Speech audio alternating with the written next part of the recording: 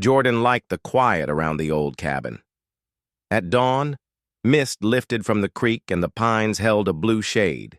He woke early, made coffee in a dented kettle, and stepped onto the porch to listen. A few birds tried their first notes. He had moved here for space and a long, honest pause. The parcel was simple and separate: 4 acres, a creek, a weathered cabin, and a shed. The deed was clear. The retired schoolteacher who sold it to him had said, "This place stands alone. You answer to the seasons, not to a club." He liked that line and wrote it on the first page of a notebook on the kitchen table. Some evenings he read the line and felt calm settle in his chest. There was always something to fix, and Jordan liked fixing things. He set a new hinge on the porch door, cleared leaves from the gutters, and lined the path with flat stones so he would not step into mud after rain.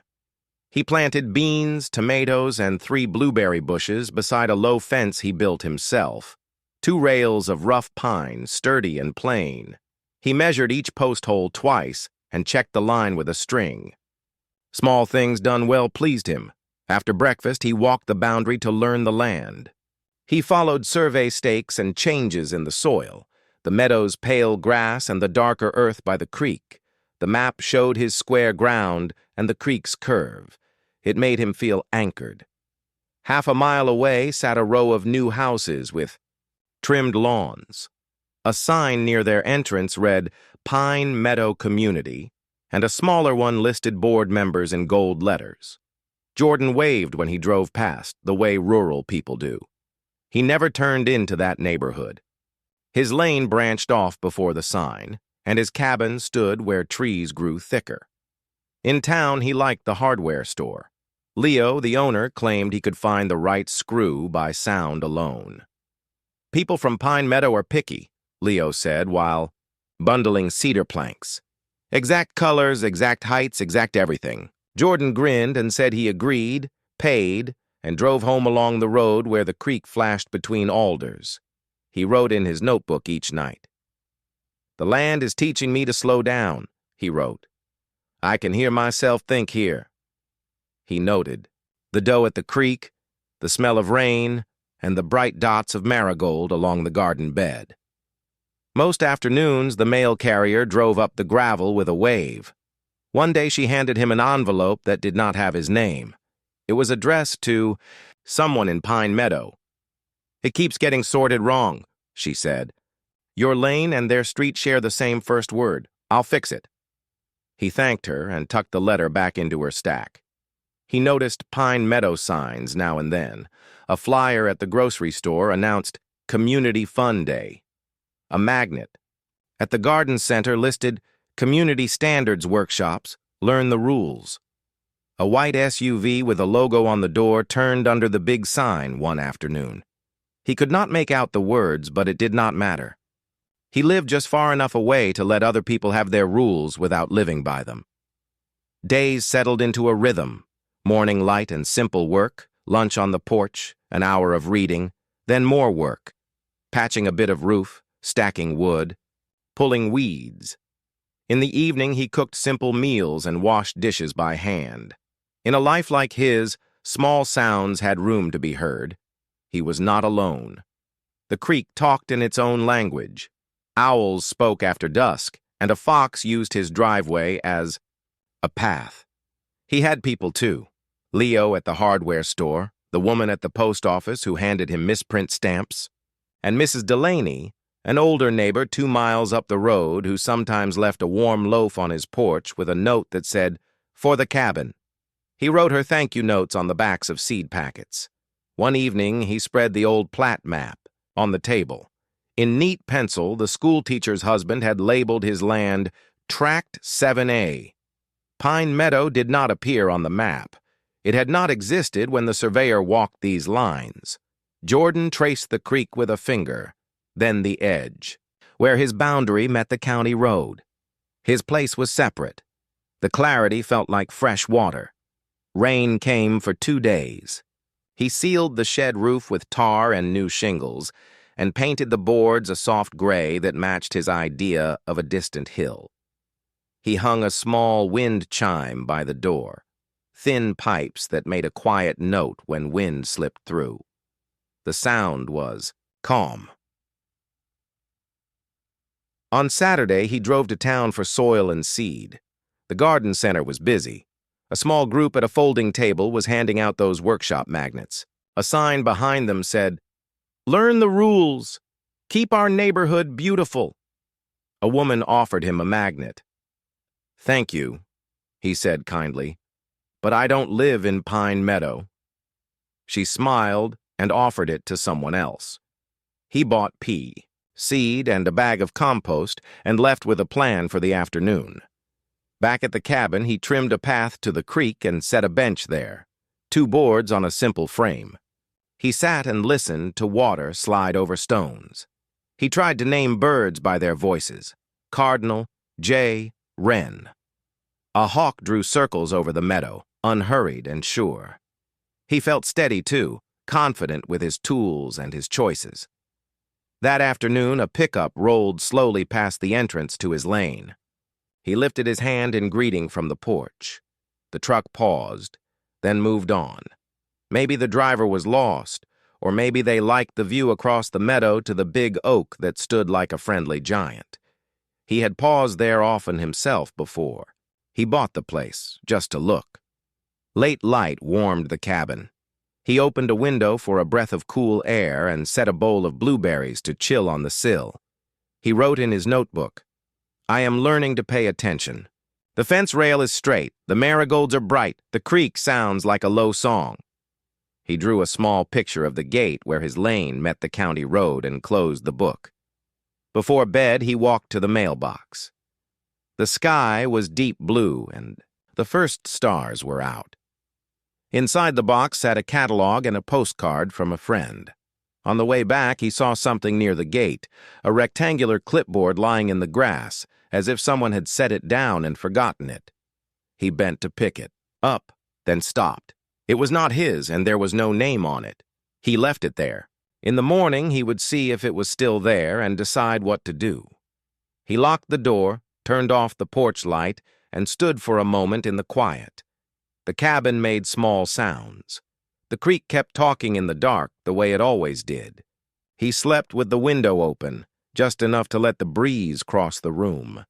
Night thinned into early gray.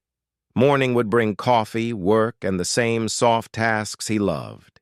He did not know it would also bring footsteps on his gravel and voices he had never heard before, for now the cabin kept its peace, and the land held its breath the way land does right before something changes. Morning light came in thin lines across the porch as Jordan opened the door. The air smelled like wet earth and coffee. He walked down the steps to check on the clipboard near the gate. It was still there, the metal clip catching the early sun. He picked it up and brushed off grass.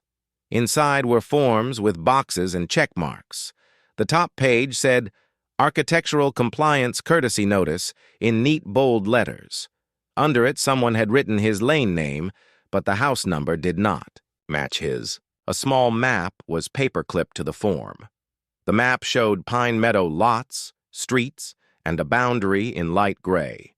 Someone had drawn a darker line that curved out and around his cabin, as if his land belonged inside their shape. He stood by the gate post and studied the drawing. It looked official at first, but then he noticed tiny errors. The creek on the map bent in the wrong place. His lane was labeled like a street inside the neighborhood when it was actually a separate gravel spur. He carried the clipboard to the porch and set it on the table. He poured his coffee and flipped through more pages. There were lists: non-conforming fence height, unauthorized shed repaint, unstacked firewood, unapproved wind chime, and visible garden structures. The language was firm but not angry, as if the paper thought it could speak softly and still get its way. He smiled a little at that thought. The paper did not live here. The paper did not know the creek or the marigolds. He was still reading when tires ground softly over gravel. He looked up. A white SUV with a pine tree logo rolled into his yard and stopped near the garden. 3 people stepped out. A woman in a tidy blazer even though it was a warm morning.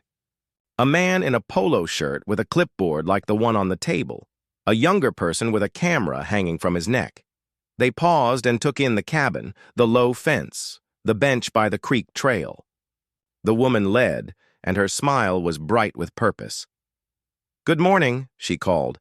"I'm Marlene, the president of the Pine Meadow Association. We spoke, well, we tried, by letter." She held up her hand and waved as if she were greeting a crowd. Jordan stood and nodded. "Morning," he said. "I'm Jordan. I found a clipboard at my gate. Maybe it's yours." The man in the polo looked startled and patted his own empty clip. "Oh, great. We were looking for that," he said. "I'm Gary, compliance. This is Tyler. He helps with photos and records." The young person lifted a hand and tried to look friendly and official at the same time. Jordan offered the clipboard. "Here you go," he said. "Before we talk, I should say, I don't live in Pine Meadow. This land isn't part of your neighborhood." Marlene's smile did not change, but her eyes narrowed a fraction. "We understand there's been some confusion about that," she said. "It happens when properties are near our boundary, but we still have standards that affect the view and harmony of the area. There are a few items we need to address." Jordan listened. He did not feel angry, only steady, the way he felt when he held a board in place before the first nail. He pulled out a chair. "Would you like to sit? I can bring water." "No, thank you," Marlene said, and took a single step onto the porch to rest her papers on the rail. "Let's walk through this together." She tapped the list. "Your fence is above 42 inches at the street side. The shed color is not on our palette. The firewood is stacked in view, and chimes are not allowed in front yards. We prefer a consistent look. It keeps values strong and neighbors happy." Jordan glanced at his fence. The top rail was even all along. He thought of the way he had measured each post. He looked back at Marlene with the same calm he used when a level bubble sat perfect between its lines. "I understand your list," he said, "but none of that applies here. My deed shows no HOA. The county plat shows this parcel as independent." Gary clicked his pen. "We've had properties that thought that before," he said, "but our covenants extend to adjacent visible lots. It's in Section 4, Visual Consistency. We mailed a courtesy notice last month." "I received a letter addressed to someone else," Jordan said gently. "The mail carrier said names get mixed up because my lane and your street start the same. But I didn't get a notice with my name." Tyler, the one with the camera, shifted his weight and looked past the porch toward the garden. "Should I take the standard documentation shots?" he asked quietly. Marlene nodded. "From the road only," she said. "No stepping beyond the public right-of-way." Then to Jordan. "We always prefer to be friendly first. That's why we're here. We'd love to resolve this without any paperwork." Jordan felt a small thread of tightness at the base of his neck, like a knot in a rope that would not pull through. He breathed and let his shoulders relax. "I respect friendly," he said. "Let me show you something." He leaned into the cabin and returned with the old plat map, edges soft from years of hands. He spread it on the table beside their forms. "This survey shows Tract 7A, my land. Pine Meadow isn't here because it wasn't built yet. The county GIS map online shows your boundary stopping at the other side of the county road. My lane is private and leaves the road before your entrance." Gary looked down at the plat with a polite frown. He was used to reading forms. Maps with pencil notes were off script. "We have our own map," he said, and held up the copy that had the dark line drawn around Jordan's land. "We used the development plan when Pine Meadow expanded. See this curve? It wraps the visual corridor. It covers your frontage." Jordan studied the dark line again. He could see now where the mistake had started. Someone had taken a smooth, curve on a plan and used it like a real boundary, as if a drawing could step off the page and claim trees. "The creek doesn't bend there," he said, "and your boundary can't cross private land without legal record." Marlene's smile shortened at the edges. "We're not here to argue maps with you on your porch," she said. "We are here to let you know that neighbors have raised concerns, and we want to help you meet the standard. If you'll just sign this acknowledgement, we can get you an extension to bring things into compliance. Fence down to 42 inches. She'd repainted to sage haze or pebble, wood stacked behind a screen, and chime removed." Jordan met her eyes. He did not raise his voice. He did not look away. "I won't sign anything that says your rules apply to me," he said, "because they don't. I respect your work for your community. I know rules can make sense in the right place. But this cabin is not in your HOA. A breeze lifted the bay corner of the forms, and the chime at the shed made a small, kind sound. Tyler's camera clicked from the end of the lane. He kept himself to the gravel, as instructed, but the black lens pointed at the fence made the air feel different. From the county road, a car slowed. Two people looked out and whispered, then drove on. Jordan realized this might become a small show if it continued. He looked back at Marlene. "I'd like to end this for today," he said evenly. "If you believe you have legal authority here, please bring a copy of the recorded covenant that includes this tract and the legal description. Until then, please don't enter my property without my permission." Gary glanced at Marlene. He had probably stood on many porches and watched many people slowly agree. This was different. He cleared his throat. "We could issue a formal violation," he said, but it sounded less certain now. "You could issue a paper," Jordan said, "but it would not be valid. I will not ignore a true law, but I won't accept a rule that doesn't apply." There was a long breath in the space between people. Birds counted it in tiny chirps. The creek added a low note. Tyler lowered his camera and his shoulders softened. "Maybe we should talk to the county," he said to no one in particular. Marlene gathered the forms and the clipboard. "We'll follow up," she said, businesslike again. "Expect a certified letter." "I'll read anything you send," Jordan said, "and I'll answer with my documents." They walked back to the SUV. Marlene got in without looking back. Gary paused and nodded once, a small sign of respect for a person who had not been rude, only firm. Tyler lifted a hand in a soft wave. Then the SUV turned and rolled down the lane, the logo flashing once in the sun as it left. When the sound of their engine faded, the yard felt wide again. Jordan stood very still and let the quiet come back, the way you let a jar of river water settle after someone shakes it. He gathered the plat and his notebook and went inside. He put on a pot of fresh coffee and sat at the table. He opened the notebook and wrote, "They came. They brought papers and certainty. I brought the map and calm." He drew the boundary again as a square and shaded the creek with a soft pencil. He wrote, "This is where I live." Then he began a list. Call. County recorder. Print deed and tax parcel page. Check GIS parcel viewer. Ask sheriff about trespass guidance. He added, "Talk to Leo," because Leo had lived here long and knew which desk at the courthouse would smile and which would send a person down the hall. Before he made the calls, he walked out to the fence. He ran a hand along the rail he had leveled with such care. He checked the posts at the roadside. They were solid. He stepped to the garden and lifted a leaf to find tiny tomatoes just starting to blush red. He smiled and thought, "Stand steady." He lifted the wind chime and made it sing once with his finger. The sound was clear, not loud, not restless. He called the county recorder's office. A patient clerk listened while he explained. "I'm on track 7A off County Road 12, he said. "A neighborhood association is saying they have rules here." The certified letter came 2 days later.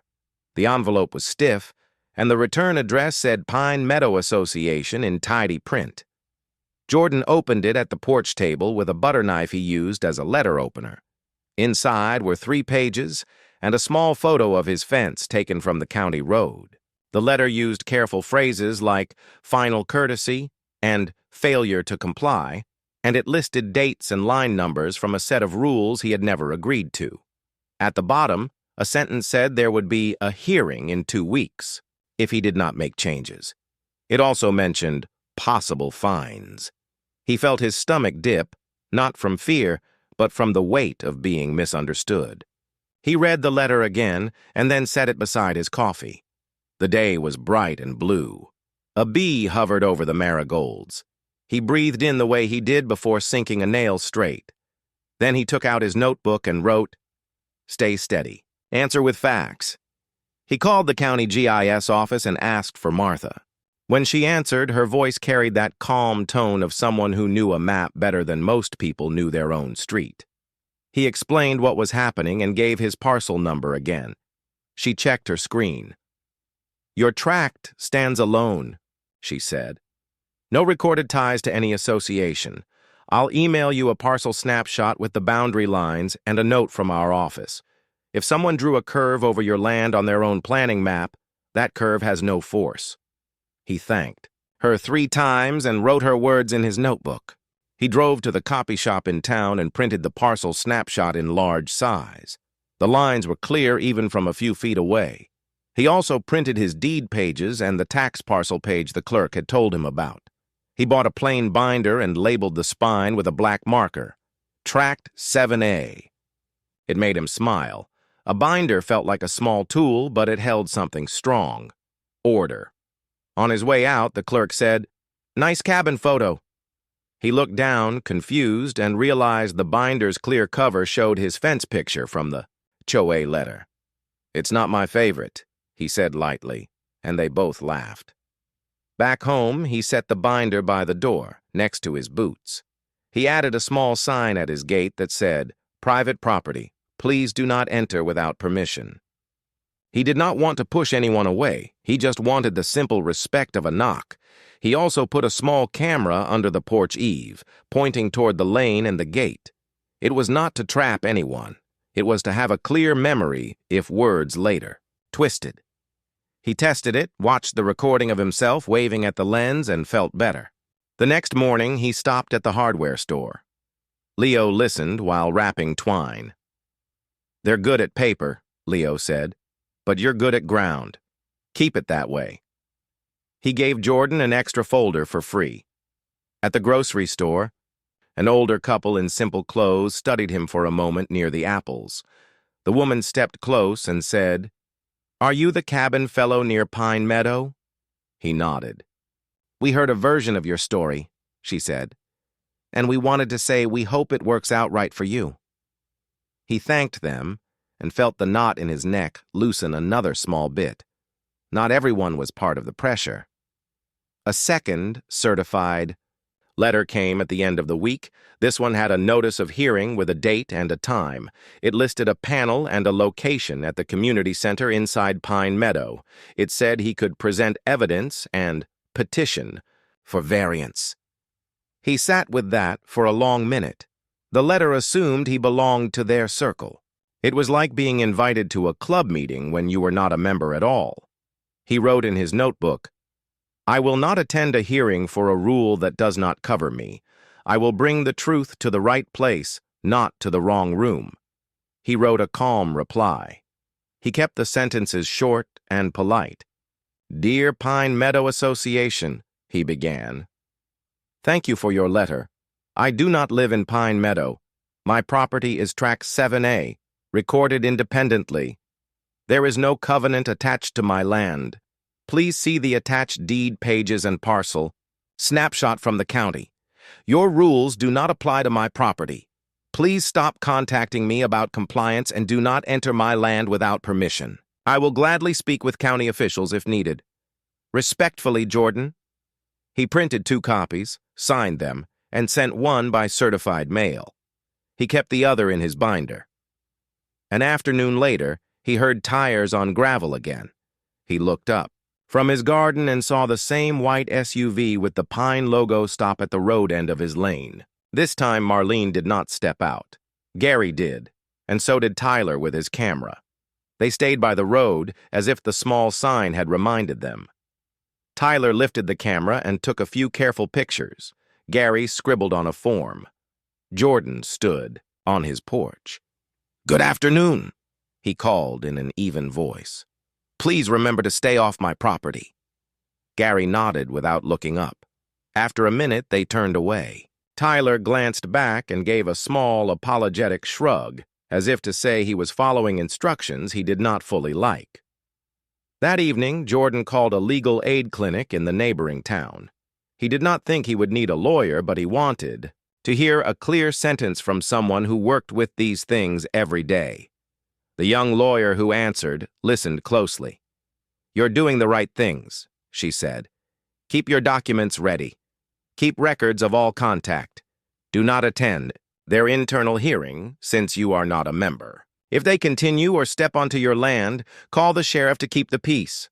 Most of the time, the paper storm stops when the facts are steady." He thanked her and added her name to his notebook, too. On Friday, Martha from the county emailed him again. "For your records," she wrote, "here is the official screenshot with the parcel line and a note from our office stating there are no recorded covenants tied to your tract." The image had the county seal in the corner. He printed it on thick paper and slipped it into the binder. Then he added a simple timeline on a clean page. Day 1, courtesy letter. Day 3, porch visit. Day 5, first certified letter. Day 9, second, certified letter. Day 10, roadside visit. Day 11, county confirmation. Seeing the days lined up like this made the picture simple. It felt like laying boards in a row before building something square. Saturday morning brought a kind knock. When he opened the door, Mrs. Delaney stood there with a pie. "Blueberry," she said, "for strong hearts." She stepped back and looked at him. "You okay?" He smiled and said he was. She nodded. "My brother used to do surveys," she said. "He's retired, but his eyes still see straight. If you want him to look at your corner stakes, he'd be happy. People sometimes relax when they see fresh flagging." Jordan accepted the offer. That afternoon, Mr. Ames, small and careful, walked the edges with Jordan. They found the original rebar stakes and added new bright flags. "There," Mr. Ames said at each corner, "lines are lines." The phrase was simple and true. Jordan felt the ground under his boots as if it had moved closer. The days between letters were still good. He watered the garden. He sealed a crack in a window frame. He set a small shelf by the door for his binder and keys. He wrote more at night. "It is not noise that wins," he wrote. "It is clarity." He also wrote, "I will not let this take up my whole mind." He made soup, listened to the creek, and watched the hawks' slow circles. Each small, steady act felt like adding a brick to a low wall of peace. Near the end of the week, a new envelope arrived, this time from a law firm that represented Pine Meadow. The letter had a lot of words. It repeated phrases about visual harmony and adjacent impact. It gave a deadline. It said, "We expect your cooperation." He read it twice.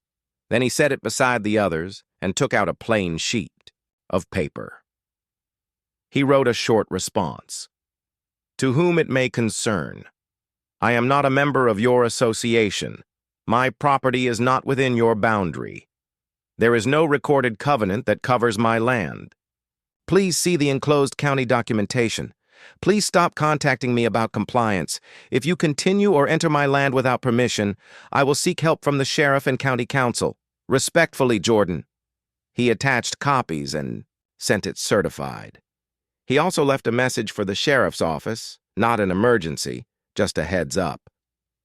"There may be a day soon when folks come to my gate again," he said. "I may call for a deputy to keep the peace. I will be calm." The dispatcher said, "We appreciate the notice. Call if you need us." On Sunday, He sat with Mrs. Delaney on his porch with 2 cups of tea. "This reminds me of a story," she said. "Years ago, a company truck kept turning on my field road because their map showed it as a public lane. It took one clear meeting with a deputy and a county printout to fix it. The truck never returned. Paper can be wrong. Land is patient." Jordan smiled and let the words sink in like warm light. The following morning, he received an email from Martha. "One more thing," she wrote. "I spoke with someone at the planning department. We will add a note on the county viewer indicating that your lane is private and not part of Pine Meadow. That way, if anyone pulls up the public map, they will see it." He wrote back a thanks that felt too small for how much he appreciated her steady help. By midweek, the binder had grown thicker. It held copies of everything: his deed, the parcel snapshot with the seal, the emails, his letters, the timeline, and even a screenshot of the small, private property sign at his gate. He slid in a photo Mr. Ames took of the bright flagging at the corner stake. He was not trying to build a case out of anger. He was just making a clean record, like a clear journal of how truth was kept simple. That afternoon, and tea. Fog hung low over the meadow like a thin blanket, and the grass along the lane held small beads of water. Jordan set the binder on the porch table, next to 2 chairs and the bottle of water he had placed there. He checked the small camera under the eave and glanced at the bright flags Mr. Ames had tied to the corner stake by the road. He breathed in and out and felt the steady pace of the morning inside his chest. The creek made its quiet sound. Birds tested a few notes and then grew. Brave. A soft engine hum rolled up the county road. A tan cruiser slowed at the gate and stopped. The door opened and a deputy stepped out, calm and unhurried. She was in a clean uniform and had kind eyes. "Good morning," she said, coming only as far as the edge of the lane. "I'm Deputy Ruiz. I'm here to keep the peace." "Good morning," Jordan said. "Thank you for coming. We'll stay calm." She nodded once. "That's all I ask. If folks arrive, we'll keep everyone at the road unless you invite them in. You're free to talk from where you're comfortable." She looked around and took in the porch, the simple fence, the gray shed, the neat garden. She noticed the small, private property sign on the post and gave a slight nod, as if to say the sign spoke clearly. Another engine sound came soon after. The white SUV with the Pine logo slowed, turned its blinker on, and eased to a stop by the gate. It did not pull onto the lane. Marlene, Gary, and Tyler stepped out, and 2 other people Jordan had not seen before joined them, each with a folder. They looked tidy and certain, like people who had practiced lines before a meeting. Tyler's camera hung at his chest, lens cap on for now. Deputy Ruiz raised a hand in a gentle greeting. "Good morning," she said. "Let's all stay by the road. We'll have a simple talk." Marlene's smile was bright but tight. "Good morning, Deputy," she said. Then to Jordan. "Mr. Jordan, we are here for our follow-up inspection." Jordan stood on the porch with his binder. He did not descend the steps. There was no need to blur the line he had drawn. "Good morning," he said. "I do not consent to any inspection. I am not a member of your association. I am happy to speak and to share my documents from up here." Gary held up a form. "We're just here to confirm conditions," he said. "We can do that from the right-of-way if you prefer." "Stay at the road," Deputy Ruiz said, friendly but clear. "You may look from there. No stepping onto his lane without permission." The group rearranged itself along the gravel edge like a small row of shorebirds. A sedan slowed on the county road. A couple inside looked over, curious, then parked on the wide shoulder a safe distance back. They stayed in the car, but their heads turned toward the gate. A few minutes later, Mrs. Delaney walked down from the north with her steady steps and stopped near the deputy. "I'm here to watch," she said. "I'll stay out of the way." "You're fine there," Deputy Ruiz said. Mr. Ames came too, his hands in his pockets, eyes already on the flags at the stake. He nodded at Jordan and gave a small smile that said, "Lines are lines." Marlene cleared her throat. "Mr. Jordan," she began, "we've given you time to bring your property into compliance. We have a hearing scheduled." Jordan lifted a page from the binder and kept his voice even. "I received your notice," he said. "I replied with documents. This is the county parcel snapshot with the seal." He held up the large print so the group at the road could see the bold outline of his tract and the note from the county office. "The county confirms there are no covenants tied to my land. Here is my deed. Here is a note from GIS. Here is the timeline of contact. I am not within your boundary. I am not subject to your rules." Gary took a step forward on instinct, then stopped when he saw the deputy's palm lift slightly. He stayed at the line and squinted at the page.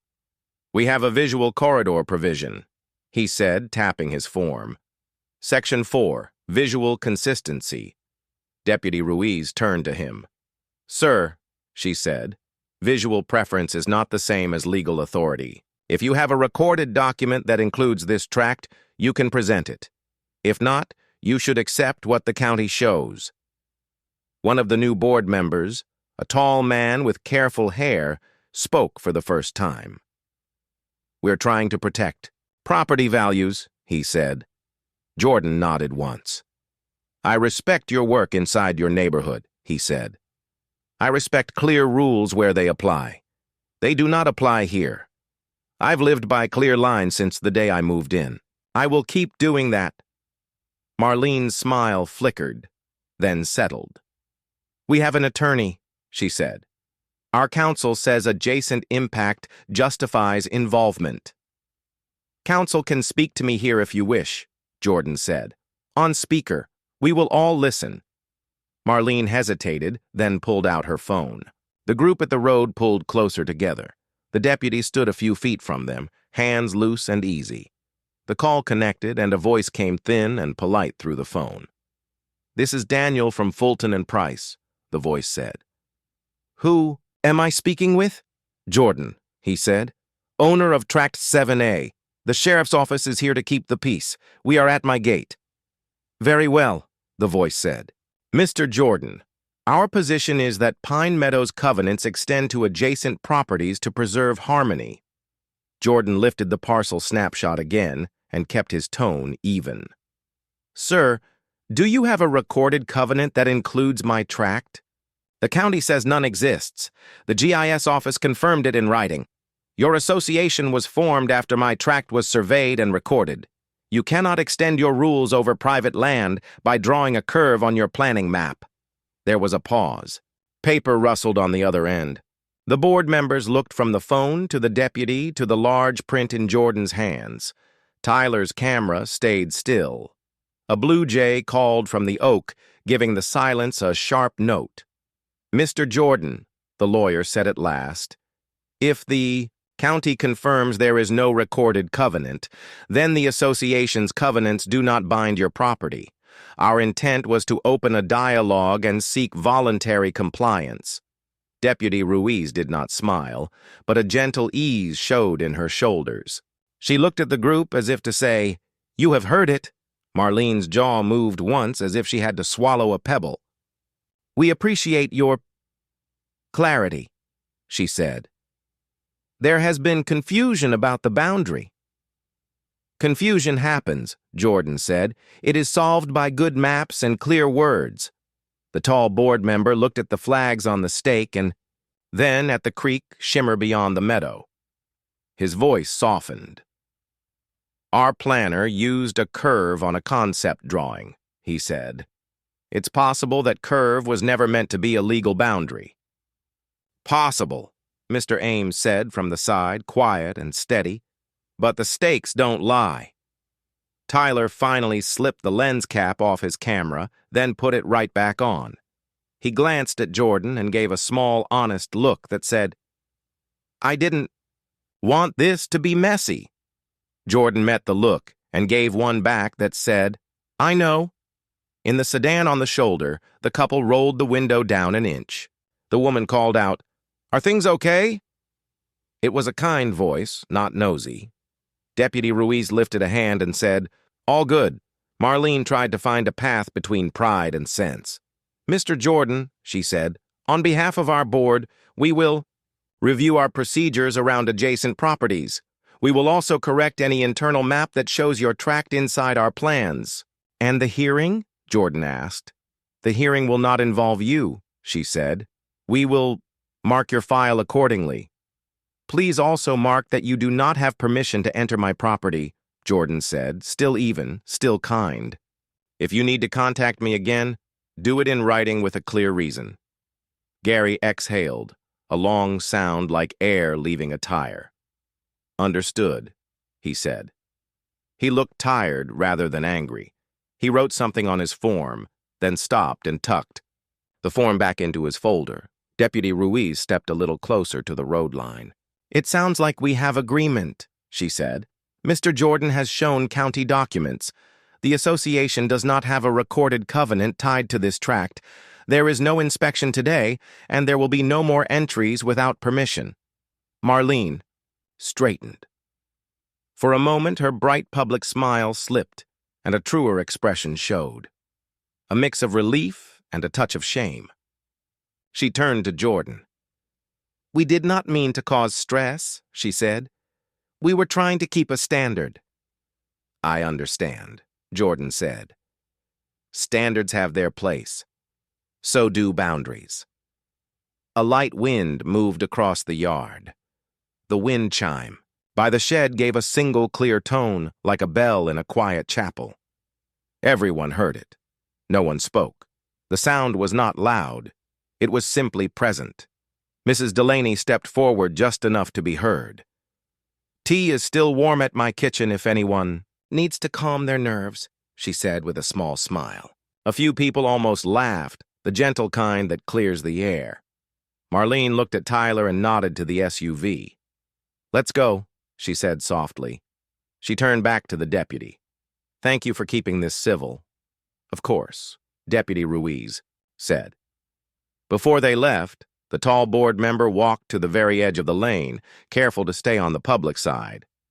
"Mr. Jordan," he said, "for what it's worth, your fence is straight. It looks good." "Thank you," Jordan said, and meant it. The group got back into the SUV. The logo flashed once on the door as it turned. The vehicle eased onto the county road, blinked, and rolled away. The sedan followed a minute later, the couple inside giving Jordan a friendly wave. Mr. Ames tapped the corner stake with a knuckle and walked back up the road. Mrs. Delaney stood a moment longer and looked at Jordan the way a mother looks at a grown child who has made a wise choice. "Come by later," she said. "Pie is still good." Then she went home. Tand of the creek filled The lane stayed quiet for several days after the meeting at the gate.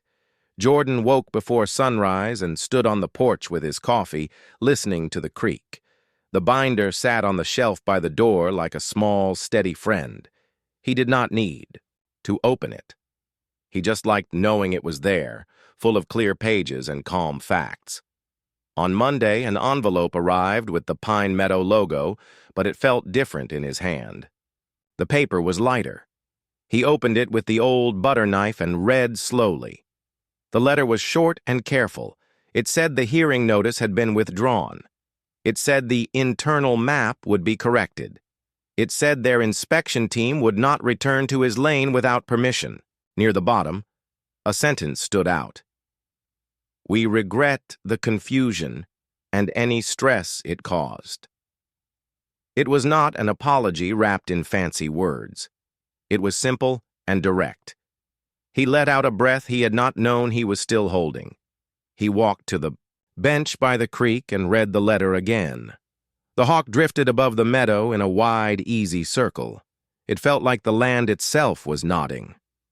Back at the porch, he slipped the letter into the binder and wrote one line in his notebook. Clear words arrived. An email arrived from Martha at the county, too. It included a screenshot of the parcel viewer with a small label added near his lane. Private, not part of Pine Meadow. She wrote, "This note should prevent future misunderstandings. Let me know if anyone has questions." He replied with a simple thank you and asked if he could bring her a jar of Mrs. Delaney's blueberry jam. Her answer came back with a smiley face made from parentheses and a dash, which made him laugh because a map person had used a small drawing. That afternoon, he drove to town. At the hardware store, Leo looked up from a stack of nails. "You look lighter," he said. "They withdrew," Jordan said. County added a note. Leo slapped the counter lightly like a drum beat. "Good lines and good neighbors," he said. "You know, this comes up more often than people think. Folks panic. They get loud. You kept it steady." Jordan asked if he could hang a one-page note on the corkboard by the door. He had typed it the night before on plain white paper. The title said, "If someone says you are in their HOA and you think you're not, calm steps." The bullets were short. Check your deed, call the county recorder, ask the GIS office, print your parcel map, keep a timeline, stay polite, invite a deputy if you feel pressure, and keep water and chairs ready for hard talks. At the bottom, he added, "Clarity is stronger than noise." Leo pinned it up with a pushpin. "That's good," he said. "Simple and useful." At the post office, the clerk waved and pointed to a small stack of misprint stamps with birds. "For your notebook." "Pages," she said. He bought them and left a copy of his one-page note on their bulletin board, too, just under a flyer for a lost cat and above a poster about the farmer's market. When he returned home, a sedan was parked on the shoulder where the couple had watched from inside their car the day of the meeting. They were out now, standing at the road edge. The woman raised a hand. "We didn't want to bother you," she said. "We just wanted to say we saw what happened from a distance. You were calm. It was good to see." The man held out a small jar with a cloth tied on top. "We keep bees," he said. "Honey for your tea." Jordan thanked them and kept to the same clear line as before. He stayed on his side of the gate while they stood on the shoulder. "You're welcome to stop there any time," he said. "It's a pretty view of the meadow." As they left, the wind chime made a soft note. The sound faded into the trees the way footsteps fade into a story after the door closes. The next day, a different car stopped at the road. Gary got out alone, no forms in his hand this time. He stayed at the right-of-way and gave a small, respectful nod. "No paperwork today," he said. "I wanted to say we closed your file. Also, I wanted to say thank you for how you handled it." Jordan stood on the porch and nodded back. "Thank you for telling me," he said. "I appreciate it." Gary glanced at the fence. "Frankly," he added, "some neighbors get upset if a bird lands on the wrong mailbox. It gets loud. Your calm made a difference. It let the facts show up." "Facts like quiet rooms," Jordan said. "They need space." Gary smiled. The first true smile Jordan had seen on him. "That's a good line," he said. He waved and left. The visit was short, and it was enough. On Thursday, Tyler's old white sedan came by. He stepped out with no camera. He raised both hands a little, like a person arriving at a friend's house. "I won't step onto your lane," he said quickly. "I just wanted to bring this back." He held up a metal clipboard, the same one that had been left in the grass the first morning. "I think it's yours now," he added with a grin. "A souvenir of a small storm." Jordan laughed. "Leave it at the post," he said. "I'll get it." They talked across the space about simple things. The creek, the hawk, the way. Morning fog sits on the meadow. Tyler said, "I've been thinking about that chime. I didn't notice it when I was busy clicking, but I heard it that day when we all got quiet. It was the nicest sound I heard all week." "It's quiet unless the wind asks it to speak," Jordan said. Tyler nodded. "I want to work like that," he said, then looked surprised at his own sentence, as if he had learned something from his own mouth. He waved and drove away. Late in the week, An email came from Marlene. The subject line said, "Follow-up." The message was careful, and this time it felt sincere. She wrote that the board had voted to revise their procedures for boundary outreach. They would now check with the county before sending any notice to a parcel near their edge. She added, "I'm sorry for the stress we caused." No shading, no extra words. He replied with one small line. "Thank you for saying that." She sent one more line. "We are learning." He believed her. The days felt wide again. Jordan put the binder away in a drawer, not because he would never need it, but because he did not want it staring at him every morning as a reminder of pressure. He still kept the copy of the parcel map on the wall beside the table like a clean drawing of a promise, here and no farther. He turned his attention back to the kind work of his place. He sealed a small crack in the porch step. He moved the bench an inch, so the view of the creek fell between two alders just right. He thinned the bean plants and set sticks for them to climb. When the tomatoes blushed fully red, he sliced them with salt and a little oil and ate them slowly. On the porch in the evening, he took a jar of Mrs. Delaney's jam to Martha at the county office and left it with a note, "For the person who draws lines that respect the ground." On Saturday, he planted a young maple at the edge of the DA meadow by the gate. He set the hole wide and added compost. He straightened the trunk with two gently tied lines and stepped back. In a few years, it would spread a kind shade over the lane. He liked the idea that the first thing people would see when they came. Up the road would be a tree welcoming them, and also marking the corner of a life lived clearly. In the afternoon, Mrs. Delaney came by with a pie and sat on the porch. "Got your brother's flag still standing," Jordan said. "They move with the wind but don't fall," she said. "That's the trick." "Pie is good," he answered, between bites. "Maybe that's the other trick."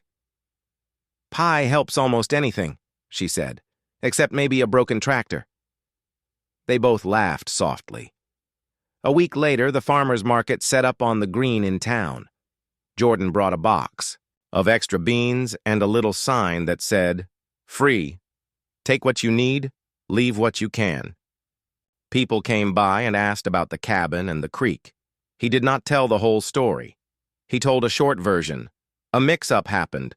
Good maps fixed it. We all learned." It was enough. Secrets were not needed. Drama was not needed either. The simple shape of the truth was the most honest gift. As summer leaned toward late, his quiet routine returned in full. He drove past the Pine Meadow sign the same way he always had, slow with a small wave if someone was at the mailbox. A few times he saw the tall board member in his yard. The man lifted a hand. Jordan did too. No words, just a neighbor's sign that said, "We are fine." Once he saw Marlene at the community garden by their entrance. She glanced up, saw him, and gave a small nod. It was not bright or tight. It was normal. That was the best kind of change. Inside the cabin, the notebook pages filled with small details again. The sound of rain on the shed roof, the call of an owl, a fox's prints by the water. But one evening, as the sky went purple, he opened the notebook and wrote a longer passage. He wrote about the week the wrong lines showed up and tried to settle on his life. He wrote about how paper can be wrong and how land is patient. He wrote the steps he took. Check the deed, call the county, print the map, keep a timeline, breathe, speak softly, invite help, offer chairs, pour water. He wrote, "Calm is not weakness. Calm is a tool." He underlined it once. He put down the pen and listened. The chime made a single note, and then quiet. The hawk's shadow crossed the meadow, slow and sure. He could smell onions softening in a pan on the stove. He felt himself settle into the cabin the way a river settles into its bed after a rain, still moving, but clear. Before bed, he walked to the gate. The maple's leaves shook their little hands in the breeze. The bright flags Mr. Ames had tied. were faded now, but still strong. He touched the post and the new bark on the young tree and said, "Thank you." Not out loud, but in a way he felt from his chest to his fingertips. He looked down the road, not expecting anyone, just Apper.